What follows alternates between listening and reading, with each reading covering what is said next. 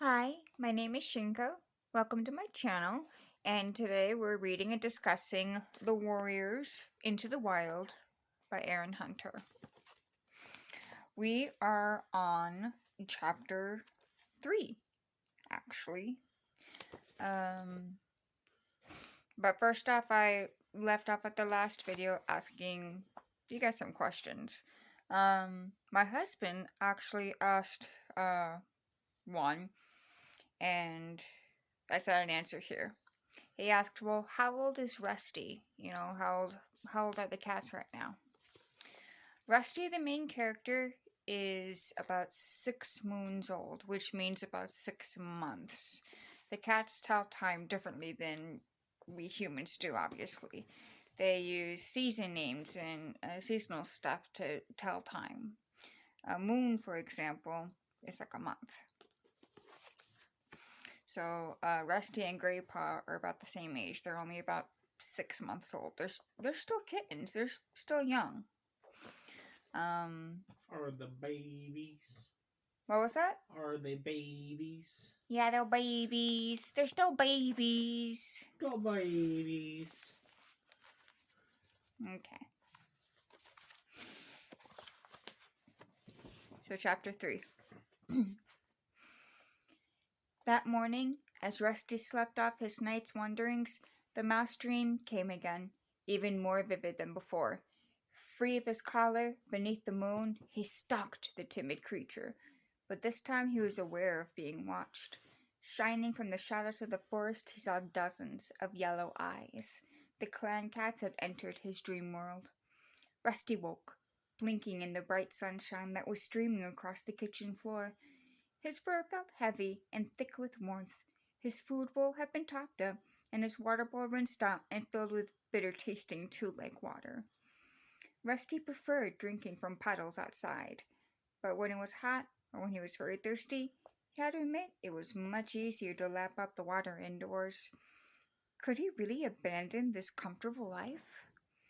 He ate, then pushed his way out of the cat flap into the garden. The day promised to be warm, and the garden was heavy with the smell of early blossoms.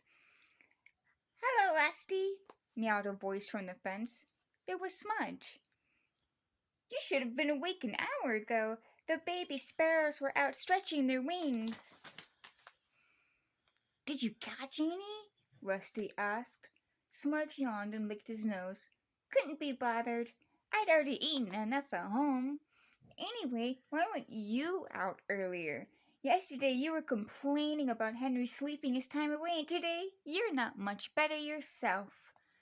Rusty sat down on the cool earth beside the fence and curled his tail neatly over his front paws. "I was in the woods last night," he reminded his friend. At once he felt the blood stir in his veins and his fur stiffen. Smudge looked down at him, his eyes wide. "Oh, yes, I forgot. How was it? Did you catch anything, or did anything catch you?"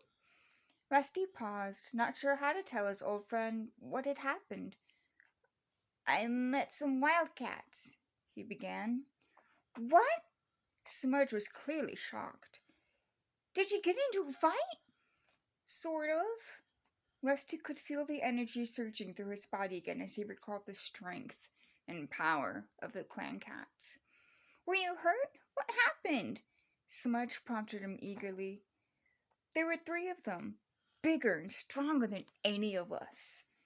"And you fought all 3 of them?" Smudge interrupted, his tail twitching with excitement. "No," Rusty meowed hastily. "Just the youngest one. The other 2 came later." "How come they didn't shred you to pieces?" "They just warned me to leave their territory, but then—" Rusty hesitated. "What?" meowed Smudge impatiently. "They asked me to join their clan." Smudge's whiskers quivered disbelievingly. "They did!" Rusty insisted. "Why would they do that?" "I don't know," Rusty admitted. "I think they need extra paws in their clan." "Sounds a bit odd to me," Smudge meowed doubtfully. "I wouldn't trust them if I were you." Rusty looked at Smudge. His black and white friend had never shown any interest in venturing into the woods. He was perfectly content living with his housefolk. He would never understand the restless longing that Rusty's dreams stirred with him night after night. But I do trust them, Rusty purred softly, and I've made up my mind. I'm going to join them. Smudge scrambled down from the fence and stood in front of Rusty. Please don't go, Rusty, he meowed in alarm. I might never see you again. Rusty nudged him affectionately with his head. Don't worry. My housefolk will get another cat. You'll get along with them fine. You get along with everyone. But it won't be the same, Smudge wailed. Rusty twitched his tail impatiently. That's just the point. If I stay around here till they take me to the cutter, I won't be the same either.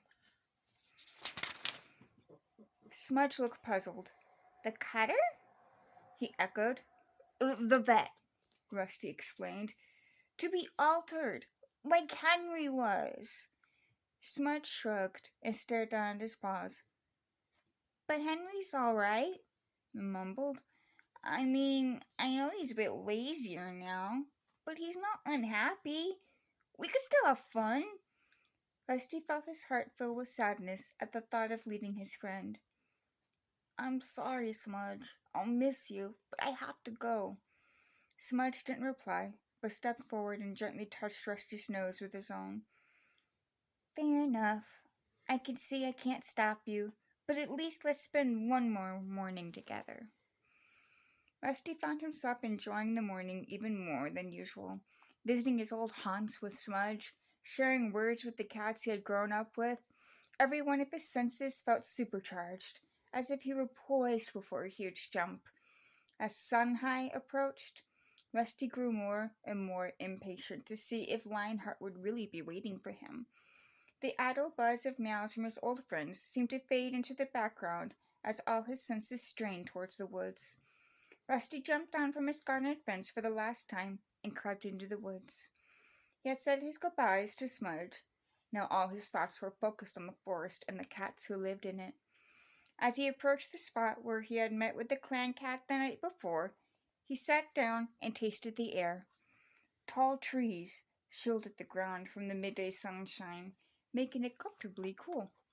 Here and there, a patch of sunlight shone through a gap in the leaves and lit up the forest floor. Rusty could smell the same cat scent as last night, but he had no idea whether it was old or new. He lifted his head and sniffed uncertainly. You have a lot to learn, meowed a deep voice. Even the tiniest clan kitten knows when another cat is nearby. Rusty saw a pair of green eyes glinting from beneath a bramble branch. Now he recognized the scent. It was Lionheart. Can you tell if I'm alone? Asked the golden tabby, stepping into the light. Hastily, Rusty sniffed again. The scents of Blue Star and Grey Paw were still there, but not as strong as the previous night. Hesitantly, he meowed. Blue Star and Grey Paw aren't with you this time. That's right, meowed Lionheart. But someone else is. Rusty stiffened as the second cat strode into the clearing. This is White Storm, purred Lionheart, one of Thunderclat's senior warriors. Rusty looked at the Tom and felt his spine tingle with cold fear. Was this a trap? Long, embodied, and muscular, White Storm stood in front of Rusty and gazed down at him. His white coat was thick and unmarked. His eyes were the yellow of the sun-baked sand, and Rusty flattened his ears warily and tensed his muscles in preparation for a fight. Relax before your fear scent brings unwanted attention, growled Lionheart. We are here only to take you to our camp.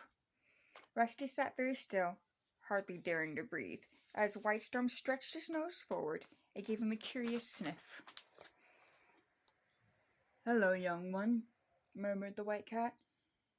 I've heard a lot about you. Rusty dipped his head in greeting. Come, we could speak more once we were in camp, ordered Lionheart, and without pausing, he and White Star leaped away into the undergrowth. Rusty jumped to his paws, followed quickly as he could. The two warriors made no allowances for Rusty as they sped through the forest. Before long, he was struggling to keep up. Their pace barely slowed as they led him over fallen trees that they had cleared in a single leap. But with Rusty, he had to scramble over paw by paw. They passed through sharply fragrant pine trees where they had to jump across deep gullies churned up by a two-legged tree eater. From the safety of his garden fence, Rusty had often heard it roaring and snarling in the distance. One gully was too wide to jump, half filled with slimy, foul-smelling water. The clan cats waded through without hesitating. Rusty had never put a paw in water before, but he was determined not to show any sign of weakness, so he narrowed his eyes and followed, trying to ignore the uncomfortable wetness that soaked his belly fur. At last, Lionheart and Whitestorm paused. Rusty skidded to a halt behind them and stood panting while the two warriors stepped onto a rock that rested on the edge of a small ravine. "We are very close to our camp now," meowed Lionheart. Rusty strained to see any signs of life, moving leaves, a glimpse of fur among the bushes below. But his eyes saw nothing, except the same undergrowth that covered the rest of the forest floor. "Use your nose. You must be able to scent it," hissed Whitestorm impatiently. Rusty closed his eyes and sniffed. Whitestorm was right. The scents here were very different from the cat scents he was used to. The air smelled stronger, speaking of many, many different cats. He nodded thoughtfully and announced, "I could smell cats." Lionheart and Whitestorm exchanged amused looks. "There will come a time, if you are accepted into the clan, when you will know each cat scent by name." Lionheart meowed, "Follow me." He led the way nimbly down the boulders to the bottom of the ravine and pushed his way through a thick patch of gorse. Rusty followed, and Whitestorm took up the rear. As his sides scraped against the prickly gorse, Rusty looked down and noticed that the grass beneath his paws was flattened into a broad, strong-smelling track. "This must be the main entrance into the camp," he thought. Beyond the gorse, a clearing opened up. The ground at the center was bare, hard earth, shaped by many generations of paw steps. This camp had been here a very long time. The clearing was dappled by sunshine. The air felt warm and still. Rusty looked around, his eyes wide. There were cats everywhere, sitting alone or in groups, sharing food or purring quietly as they groomed one another. "Just after sun-high, when the day is hottest, is the time for sharing tongues," Lionheart explained. "Sharing tongues?" Rusty echoed. "Clan cats always spend time grooming each other and sharing the news of the day," Whitestorm told him. "We call it sharing tongues. It is a custom that binds the members of the clan together." The cats had obviously smelled Rusty's foreign scent, for heads began to turn and stare curiously in his direction. Suddenly shy of meeting any cat's gaze directly, Rusty looked around the clearing. It was edged with thick grass, dotted with tree stumps and a fallen tree. A thick curtain of ferns and gorse shielded the camp from the rest of the woods. "Over there," meowed Lionheart, flicking his tail towards an impenetrable-looking tangle of brambles, "is the nursery, where the kits are cared for." Rusty swiveled his ears towards the bushes. He couldn't see through the knot of prickly branches, but he could hear the mewing of several kittens from somewhere inside. As he watched, a ginger she-cat squirmed out through a small gap in the front. "This must be one of the queens," Rusty thought. A tabby queen with distinctive black markings appeared around the bramble bush. The two she-cats exchanged a friendly lick between the ears before the tabby slipped inside the nursery, murmuring to the squealing kits. "The care of our kits is shared by all of the queens," meowed Lionheart. "All cats serve the clan. Loyalty to the clan is the first law in our warrior code, a lesson you must learn quickly if you wish to stay with us." "Here comes Blue Star," meowed Whitestorm, sniffing the air. Rusty sniffed the air too, and was pleased that he was able to recognize the scent of the gray she-cat a moment before she appeared, from the shadow of a large boulder that lay beside them at the head of the clearing. "He came," Blue Star purred, addressing the warriors. Whitestorm replied, "Lionheart was convinced he would not." Rusty noticed the tip of Blue Star's tail twitch impatiently. "Well, what do you think of him?" she asked. He kept up well with the return journey despite this puny size, Whitestorm admitted. He certainly seems strong for a kitty pet. So it is agreed. Bluestar looked at Lionheart and Whitestorm. Both cats nodded. The Nutshell announced its arrival to the clan. Bluestar leaped onto the boulder and yelled, "Let all those cats old enough to catch their own prey join here beneath the high rock for a clan meeting." I will end it there. It's not the end of the chapter. It's about halfway, but it's a good stopping point. A lot of information. So, hey, Rusty made it into the clan. And knowing how young Rusty is, do you guys think he might actually become a warrior? Keep in mind that that's the normal age that they start training their other kids as well. So, either way, I'll read more tomorrow. I hope you all are having a good night.